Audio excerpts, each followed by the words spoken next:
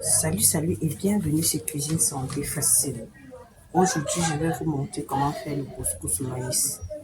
Le couscous maïs est appelé au Cameroun le couscous bamileke parce que les bamileke font le couscous sans mettre du manioc. Donc, c'est uniquement de la farine du maïs. Notre sauce pour cette préparation ce menu sera la sauce gombo au poisson. Mais je vais faire la sauce tomate à part, donc la sauce tomate poisson à part et la sauce gombo à la tomate et aux herbes aromatiques à part. Donc je vais faire la sauce tomate avec du poisson seulement et je vais faire la sauce gombo à la tomate et aux herbes aromatiques pour accompagner notre couscous d'aujourd'hui. Là donc nous avons du poisson, j'espère que vous voyez, du poisson maquereau, du gombo, des oignons, de la tomate, du poivron, du poireau, des céleri et des basiques. Voilà donc ce que nous allons utiliser pour réaliser notre sauce aujourd'hui. Et nous allons apprêter, nous allons découper et apprêter, nous allons tout apprêter. Nous allons écraser la tomate, apprêter le poisson et tous les condiments et nous allons revenir. Donc voilà donc à la suite de la préparation de nos ingrédients pour le couscous maïs, gombo, sauce gombo, poisson à la tomate. Donc nous avons lavé, apprêté les ingrédients, nous allons mixer certains et nous allons garder ceci là comme ça. Ces condiments seront utilisés tels quels pour le gombo. Je vais mixer les condiments, la tomate, le gombo. Je vais râper l'ail et découper les oignons. Donc, ce que nous allons faire maintenant, nous allons passer au mixage. Le poisson, je l'ai apprêté, je l'ai salé. Nous allons faire frire pour notre sauce tomate. Voilà, nous allons mixer nos tomates. J'ai pris un sachet de tomates concentrées parce que la tomate est chère. Là, vous allez voir sur l'étiquetage, sur l'étiquette, les informations de ce concentré de tomates fabriqué au Cameroun, concentré à 30%, ingrédients tomates et sel uniquement. Donc, ce n'est pas un produit ultra transformé. Nous pouvons toujours l'utiliser. Voilà pourquoi je vais mixer et mélanger les deux pour avoir un peu plus de tomates. Je vais ajouter une fois ma tomate concentrée pour que le mélange soit homogène. Je vais ajouter un peu d'eau.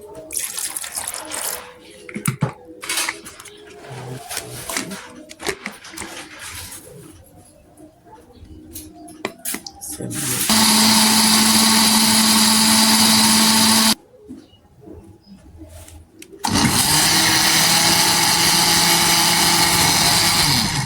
Voilà, c'est bien. Voilà, je préfère pas mélanger les condiments avec la tomate parce que lors de la cuisson, je mets pas les condiments au même moment que la tomate.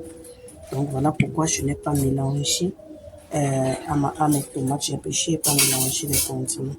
Nous allons mixer les condiments.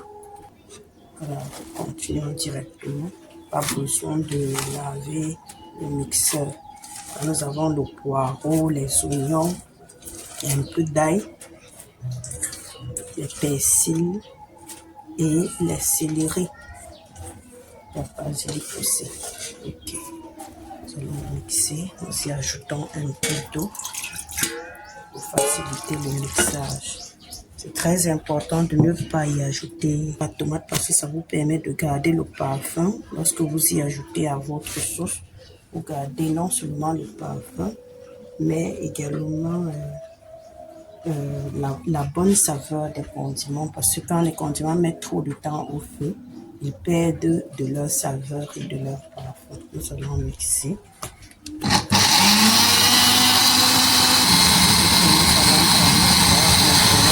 C'est bon. Voilà. Là, c'est bon.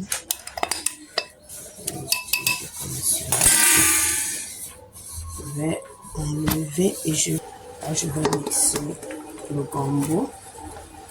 Sachez que vous mixez le gombo, vous devez ajouter suffisamment d'eau pour que ça aille plus rapidement et que ça ne dérange pas. Donc, on va mixer le gombo maintenant. Mettre un peu plus d'eau.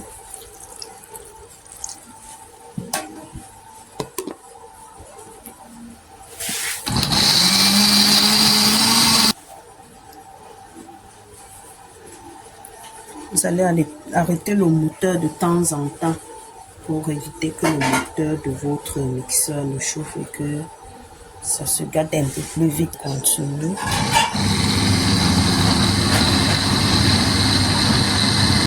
Voilà, notre consistance. Si vous voulez que ce soit moins que ça, si vous ne voulez pas que ce soit trop écrasé, vous allez contrôler. Donc moi j'ai terminé. Là nous avons mixé la tomate, le condiment et le gombo. Nous allons râper l'ail et découper les oignons. Puis nous allons passer à la cuisson. Voilà, j'utilise mon grattoir pour râper l'ail. Les petits morceaux qui vont rester, je vais les émincer. Là, j'ai terminé avec l'ail. Je vais couper les oignons. Vous voyez, si vous n'avez pas de mixeur, vous pouvez toujours utiliser la pierre à écraser pour écraser vos condiments. Seulement qu'avec les appareils électroménagers, ça va un peu plus vite. Comme pour dire que si vous avez la possibilité de vous en procurer, il ne faut pas hésiter. Vous voyez, ça permet de cuisiner, d'aller un peu plus rapidement. C'est économique, c'est bénéfique, ça permet de faire peut-être sur le coup quand on achète, on a l'impression que c'est cher. Mais quand on voit le temps et l'argent qu'on gagne, parce que des fois il faut aller écraser à la machine et payer, vous allez voir, c'est toujours mieux d'avoir, si possible, les appareils électroménagers. Nous allons commencer par faire frire le poisson le temps de l'huile. Juste une petite quantité d'huile pour faire frire nos poissons. Nous faisons le poisson de cette façon parce que c'est un peu difficile pour nous, pour certaines personnes aussi, de manger du poisson bouilli à l'eau ou bien rôti simplement avec du couscous. Ça n'a pas un bon goût, donc du coup, pour cette recette, on fait la sauce tomate avec du poisson frais en fait. Nous allons, vous voyez, l'huile a chauffé, nous allons faire frire nos poissons.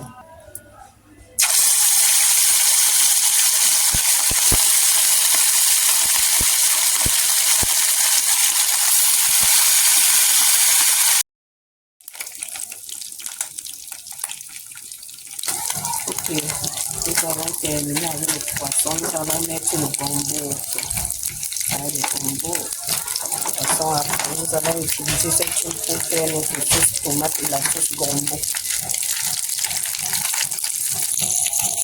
Là, nous commençons la préparation, la cuisson de notre sauce gombo. J'ai mis un peu trop d'huile, je vais diminuer.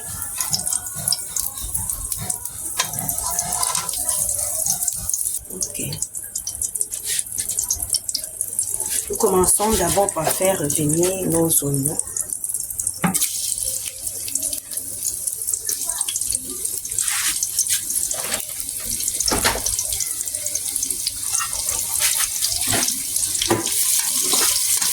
Nous allons laisser mijoter. Donc, ici, nous y ajoutons un peu de tomate, juste une louche. Nous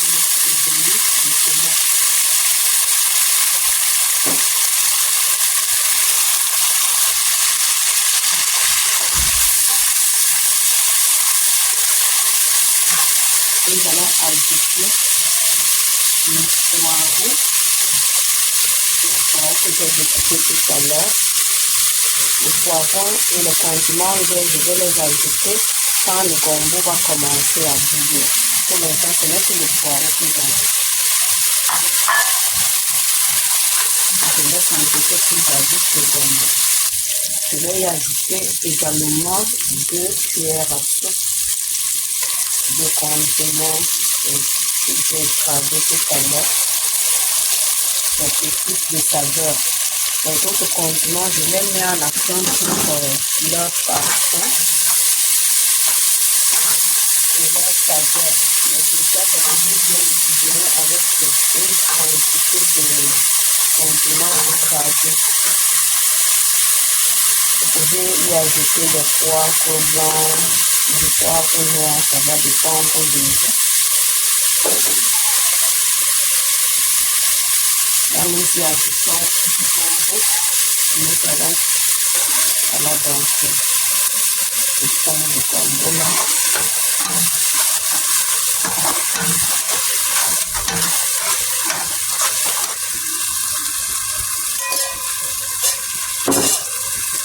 Je vais saler.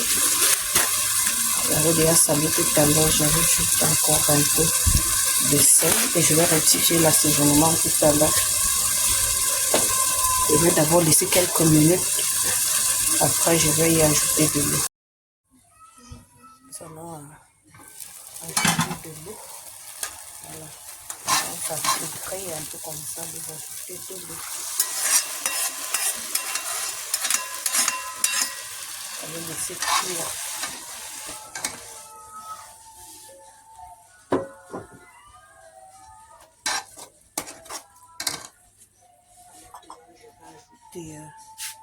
Mes poivrons, mes condiments verts et mon poivron.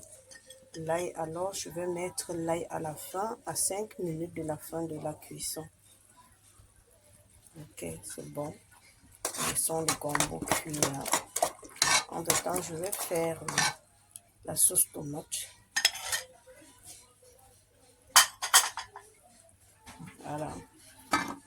Le reste d'huile, ok, nous laissons le gombo sur cet autre foyer là et nous allons faire la sauce tomate. Avec le reste d'huile de tout à l'heure, nous allons faire notre sauce tomate. Petite sauce tomate. Commençons par mettre les oignons. Nous allons laisser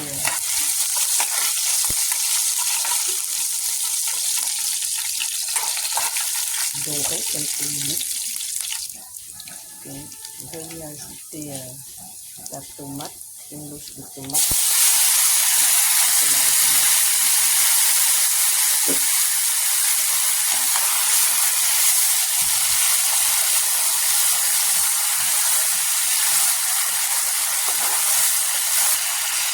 Nous allons laisser bien mijoter. Puis nous allons ajouter un peu de condiment et rectifier l'assaisonnement et ça sera terminé pour notre petite sauce tomate. Nous ajoutons un peu de condiment vert, une cuillère à soupe. Nous ajoutons une cuillère à soupe. Nous ajoutons quelques minutes.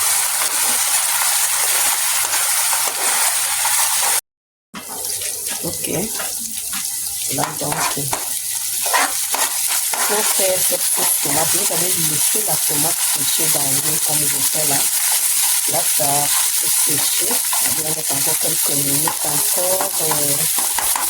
Après, nous allons ajouter de l'eau, du poivre blanc, de l'ail, avant de mettre le poisson. Parce que le poisson ne devrait plus mettre du temps. Il faut mettre juste, on le met juste pour 2 minutes et la sauce est prête pour notre assiette de sauce maïs. Ici, ajoutons un peu d'ail. Vous allez voir, c'est juste une petite quantité. Hein. C'est 2 gousses d'ail, un peu de poivre noir mélangé à du poivre blanc. Juste une petite quantité. On va manger avec la sauce gombo, sauce tomate à côté et le couscous. Elle ne devrait pas être lourde. Donc là, nous mettons du poisson.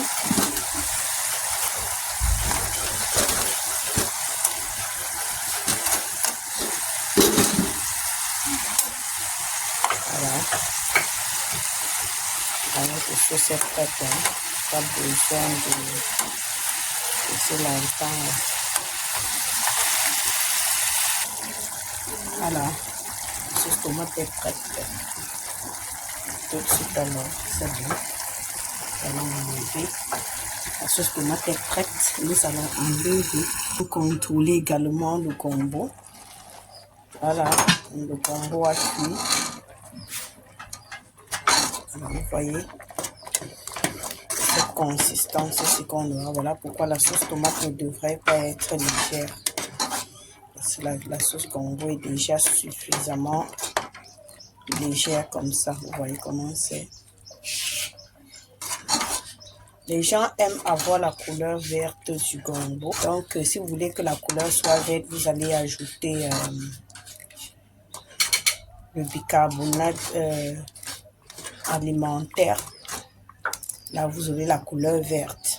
Mais moi, jusqu'ici, je n'ai pas encore étudié les inconvénients du bicarbonate alimentaire sur les légumes. Parce que ce que je constate, c'est que ça rend les légumes plus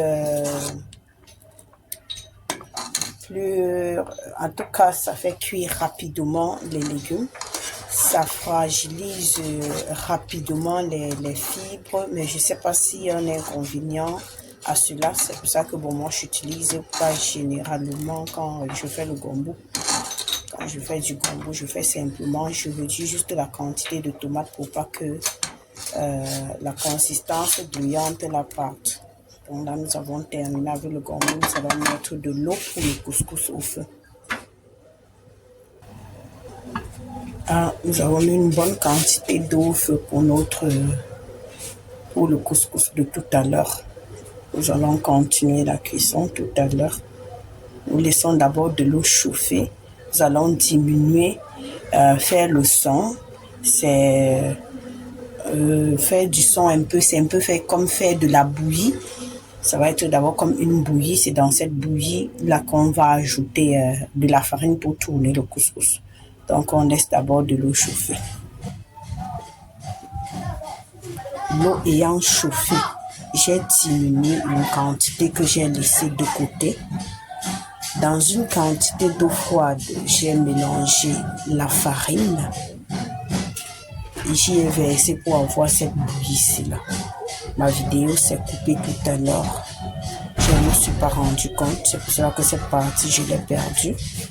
Je crois que pour ceux qui ont suivi d'autres vidéos sur comment cuisiner le couscous bamou, vous allez voir comment j'avais procédé. Donc c'est la même chose.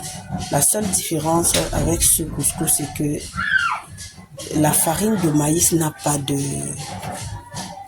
manioc et généralement on tourne ce couscous est un peu plus léger que le couscous manioc maïs parce que lorsqu'il se refroidit, il devient un peu plus dur. Nous allons laisser comme ceci bouillir. Ok, là nous allons contrôler. Donc je disais tout à l'heure, nous voilà donc la bouillie, c'est ce qu'on appelle la bouillie. Et c'est le sang mélangé avec de l'eau, on appelle ça le sang en fait. On mélange une quantité de farine dans de l'eau froide qu'on verse en tournant comme je fais là dans de l'eau bouillante. Ça vous donne cette bouillie-ci et vous laissez cuire 10 à 15 minutes, plus vous y ajoutez la farine. Donc tout à l'heure, j'ai perdu la vidéo. J'ai pas constaté que ça s'était coupé. C'est pour cela qu'on n'avait pas vu quand l'eau a bouilli, comment j'ai diminué et comment j'ai ajouté, j'ai mélangé la farine. comment j'ai ajouté le son en fait. Donc c'est pour cela que vous n'avez pas vu comment j'ai ajouté le son. Donc là, nous allons laisser encore bouillir quelques minutes et nous allons verser la farine et tourner. Là c'est bon, nous allons tourner. Voilà.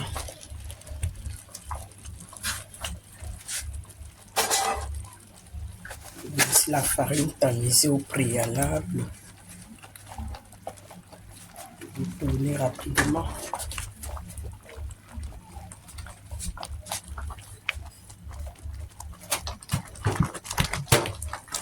Et faites très attention, mettez les hauts longues manches pour protéger vos bras. Parce que là, ça saute et ça peut vous brûler.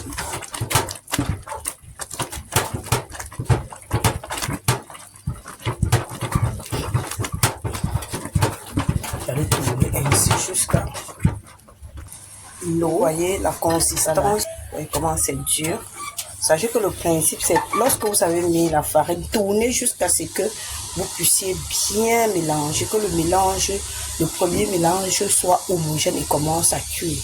Vous allez tourner quand vous versez la farine pendant au moins 4 à 5 minutes avant d'ajouter de l'eau.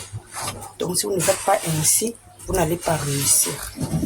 Donc nous allons ajouter de l'eau. Parce que je vous ai dit, le couscous doit être léger. S'il n'est pas léger, en refroidissant, il sera trop dur. Donc, vous mettez de l'eau. Vous allez tourner jusqu'à ce que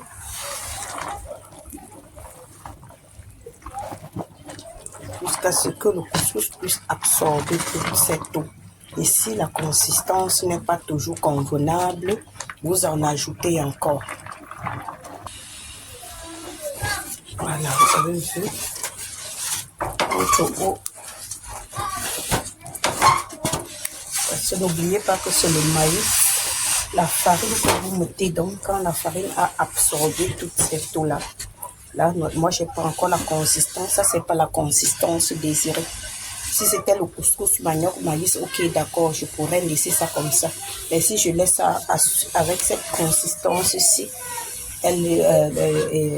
notre couscous sera toujours, il sera trop dur quand il va refroidir.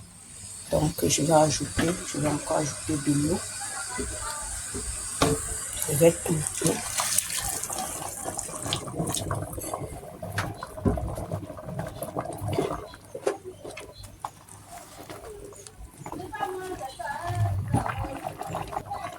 Nettoyer les bords.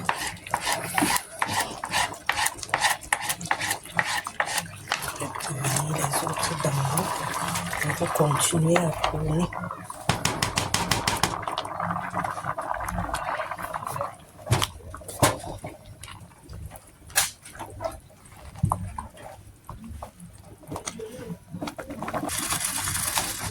À ce niveau, je vais racler les bords et je vais laisser bouillir.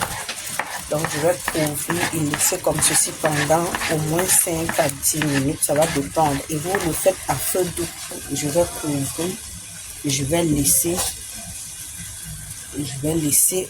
bouillir 10 à 15 minutes à feu doux. Ok. Là, nous allons vérifier. Vous avez de l'eau déjà carré.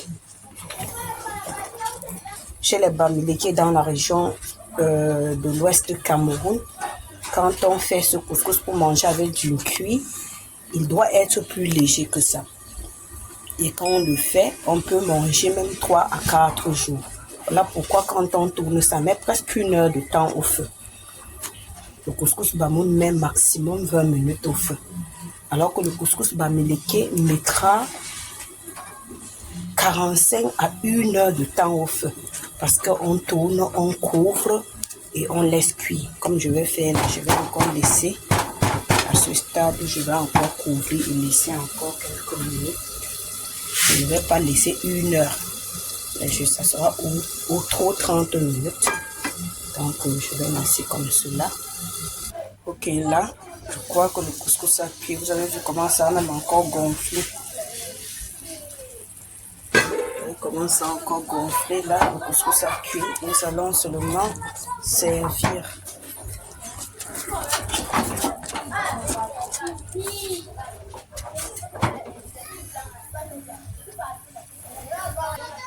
Et voilà, nous avons terminé avec notre couscous.